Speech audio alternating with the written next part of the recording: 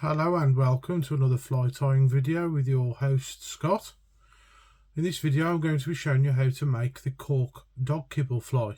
It's a bit of a mouthful, but I've previously done one with foam and the foam ones work well. However, the fish we've been fishing for have been getting a little bit cute, as in they've seen it all before, and we needed to up our game, and so we came up with another idea. I will go through as to why this fly performs better later on in the video, so we'll cut to where I make it. So this is how we make the Cork Dog Kibble fly. Previously we've made this fly from foam. I've since revised this pattern. I think it works a lot better with cork, and I'll go over that shortly. But firstly, I wanted to show you how to make one. So the materials we're going to need, I've got some cork sheet here that's about 6mm thick and a foot square, and I've cut a strip off that's 12mm wide. That's to get you started, and then you want to cut yourself a 12mm square like so. That should save us some time on the video. That's fairly easy to do. And I've got a little Dremel tool here, and I basically use this to carve it, so I'll go over that quickly now.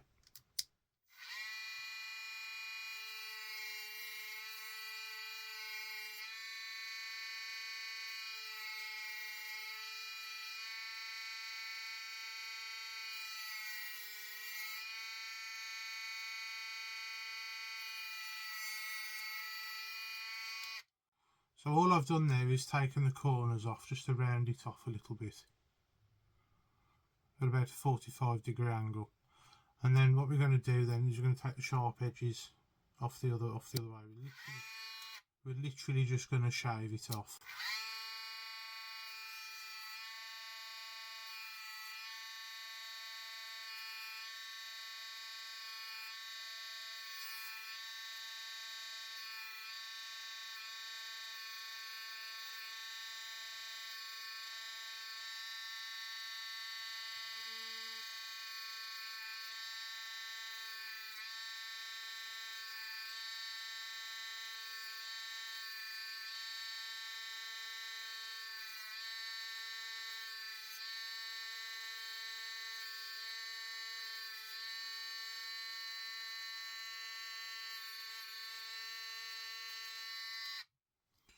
The finished article should look roughly circular.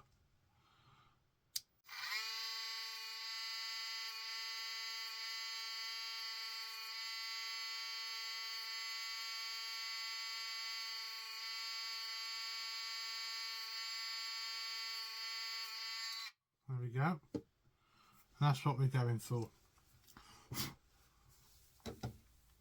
And then to attach it to the hook is quite simple really. I've got a hook here prepared, and what you want to do is the hooks in use are actually a size 6 brown Teflon coated hook.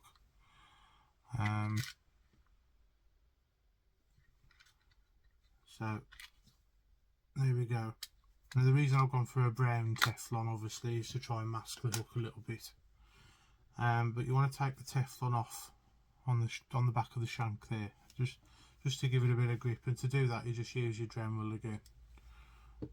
Obviously don't catch the eye. If you catch the eye you'll introduce a sharp edge into it and you might cut the line, so you need to be careful with that. So there's a couple of ways you can do this. I have actually got the special drill bits for the Dremel, but I found that it's that high even at the lowest RPM, it's that high and you can't control the speed on this particular model, that the hole ends up a lot bigger than what you'd want it to be. So we use the old proven method, what we use with the foam one, and that's to use a needle.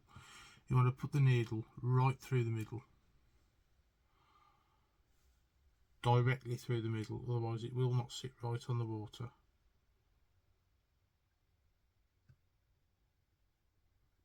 There we go.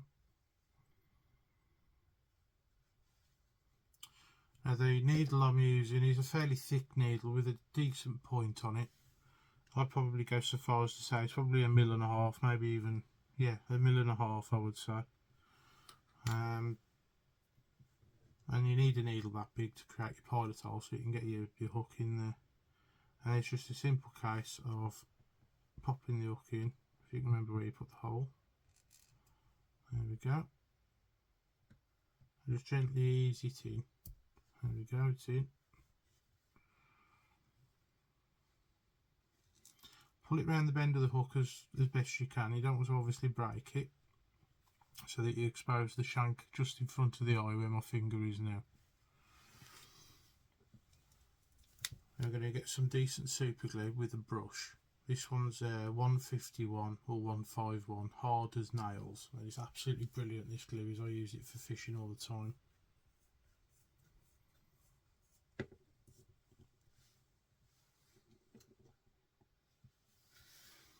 So I want to put a fairly liberal drop on the shank there, and then guide your cork back up to the eye, and you want the hook 90 degrees to the base of the cork. Well, hopefully you can see that.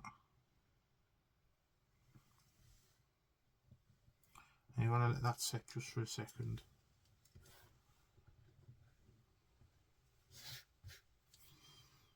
Now I've saved some of this dust from previous ones, and this will come in useful shortly. And then for sighting we've got some orange paint. We'll apply some paint in it in a minute. We're just letting the glue set at the moment. So what you want to do is, where the hook's gone in at the bend, you want to apply some glue with the brush fairly liberally. And hopefully, if you've got the right type of cork, it will actually go in by capillary action.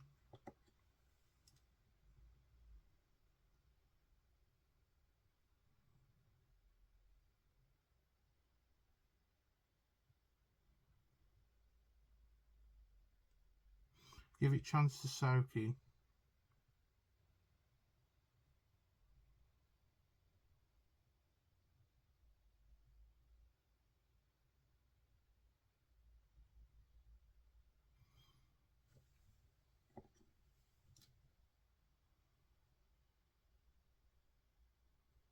It is quite thirsty. And then what you want to do before that glue goes off, you want to get some dust and just sprinkle it on the back.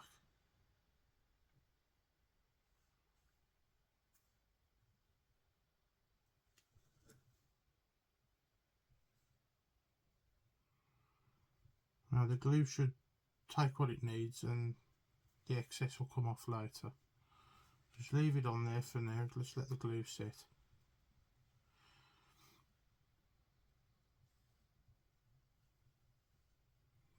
There's a good reason for this. There's a couple of reasons in fact. It's to improve the texture of the fly, because this is the first part the fish will feel when it takes it. And carp are very sensitive around the mouth area. If they feel anything that's slightly strange to them in the mouth, they'll just spit it straight out. And you've got to be like lightning on the strike, which is what we found with the foam flies. Which I might as well go on to the reason why we're using cork now. The reason we're using cork these days is because we find that the fly sits lower in the water. When the fish are coming up to take the fly, they sort of do this. And if it's foam, it actually requires quite a lot of force for it to break the surface film for the fish to actually physically take it. But because this is sat in the surface film and is almost neutrally buoyant, when that fish opens its mouth, it shoots in, and it makes for a much more positive take and a much more positive hook to well, the strike ratio, I think they call it. So for every take you get, you're pretty sure you're going to hook the fish. So The other thing I would do with this one as well, I mean this is solid, this isn't going anywhere now, but I'm going to put something at the eye as well. So go down the side of the eye, you don't want to get any in the eye, be very careful about that. And then wherever there's a little bit of excess glue, you can just sprinkle this on, just to hide the glue marks and to give it that better texture.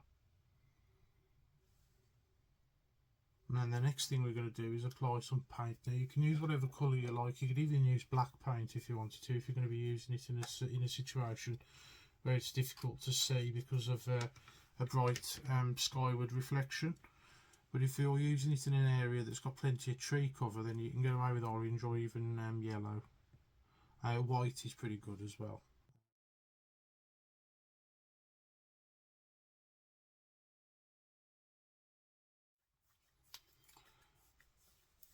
Just get the glue, the lid on the glue so that doesn't dry. So you want as big a spot as possible to make this as visible as possible. And the idea is when that spot disappears, you know that fly is in the fish's mouth, and that's when you should strike. Carp are quite finicky feeders on the whole, and they sort of mouth at the bait, and they will spit it out pretty quick as soon as they realise that it's not food as well. So it's worth knowing that it's in there rather than striking at a tail splash or a slap, which is something they like to do as well. They like to drown the bait first, just to check it's not got a hook in it. They can get quite clever if you fish for them regularly, which is one of the reasons we've been forced to up our game. So there we are, that's pretty much it. That's the finished article. That is the there's no other paint involved like with the foam one.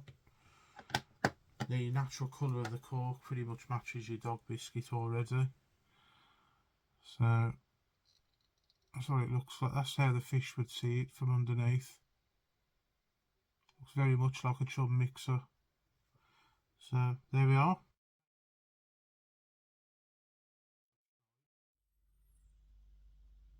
And there we have it, everybody. That is the Cork Dog Kibble fly. That's what we're going for. Texture's quite close. Colour's not far away.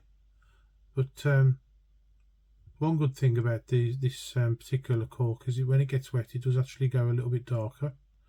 And also the bait itself gets paler when it gets wet. So even though they look quite a long way off at the moment, they do end up very similar in the water. So I've just had some feedback from this pattern from my friend Ken, my fishing buddy. He's been fishing with them today. I made him 8 last night, and he's had 6 bites and hooked 6 fish, so it seems to be working quite well. As I film, it's the 6th of March 2025, and we started the morning with a frost. I fished this morning and had 5 fish, and my friend Ken fished the afternoon and on the same pool and the same peg, I assume, and has had 6 fish. So yeah, absolutely brilliant. They do work very well. And I've been posting throughout the winter as well with the carp fishing I've been doing with this particular fly and the testing of it. It's accounted for 2 very near double figure carp, and tomorrow we're going for a 20. So there we go. That is the Cork Dog Kibble fly. I don't think it's been attempted yet. I haven't seen any for sale. I've had a good look at all the carp flies that are available. Most of them involve deer hair or foam. Are we on to something new here? I don't know. I'm sure somebody's probably tried it. But this is what you get in the vast majority of cases when you search for a dog biscuit fly. Nowhere near. Although saying that, at first glance, neither is mine. But the one thing I found with deer hair is it falls apart after a little while, and they do sink as well. And also, it seems very difficult to find them without a barb in them. I don't know whether anybody else has noticed that. This one's been squeezed down. But here we go. That's one with a barb in it, which isn't really acceptable for carp fishing these days, in all fairness. I don't mind fishing for trout with a barb hook if you're keeping the first couple. But there we go. Thank you all very much for watching. Please like, share and subscribe, and we'll give it a quick twizzle before we go.